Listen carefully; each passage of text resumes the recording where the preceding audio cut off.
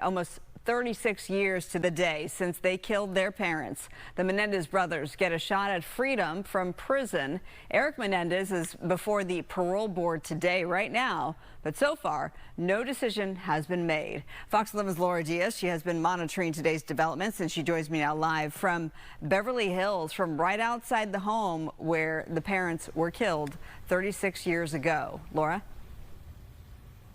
Yes, Marla, as you just mentioned, we're standing right in front of that home.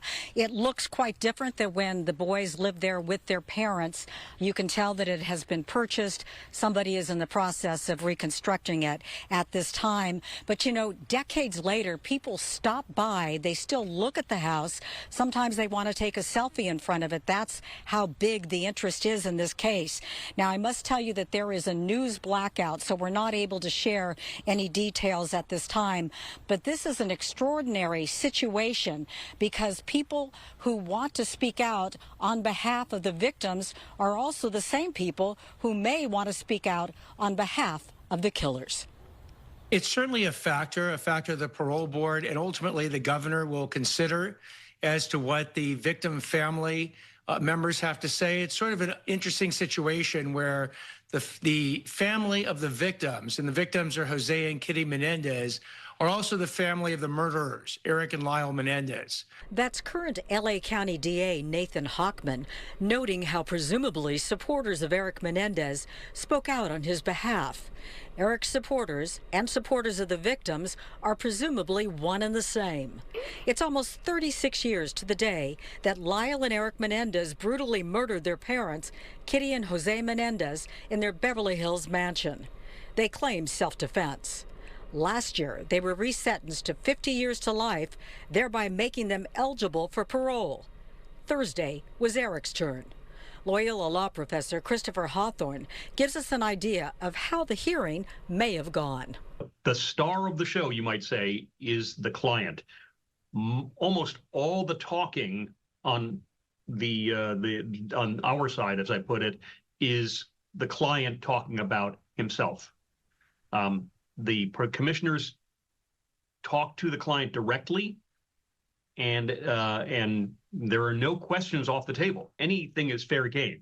It's not like a trial. There are no objections. There's no, I want to exclude that evidence. There are very few things the Board of Parole Hearings cannot ask Erik or Lyle Menendez.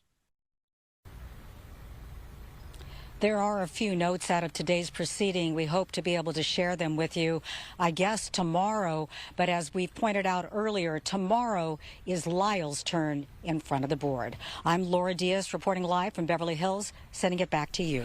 Marla? Laura, what do we know about Lyle's hearing? Well, you know what, Marla, it'll be very much like today. He'll get his turn in front of the board.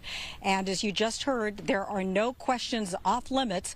Basically, they can ask them whatever they want. The professor told me that it's basically like a conversation, although it's quite pointed in what's being asked. And so you're kind of on the hot seat to answer those questions. The big question in everyone's mind is, are the Menendez brothers a threat to society? Marla? Yes, and we've also learned that it will be a different parole board, so different parole commissioners will be doing the questioning for Lyle tomorrow. And also, just because if one gets granted parole doesn't mean that the other one automatically, and same with denial. So we'll wait to see. There could be a decision still coming down today. It's after 5 o'clock, but a lot of people speaking today. Yes. We'll break into programming and bring that to you in the next hour. Go ahead, Laura.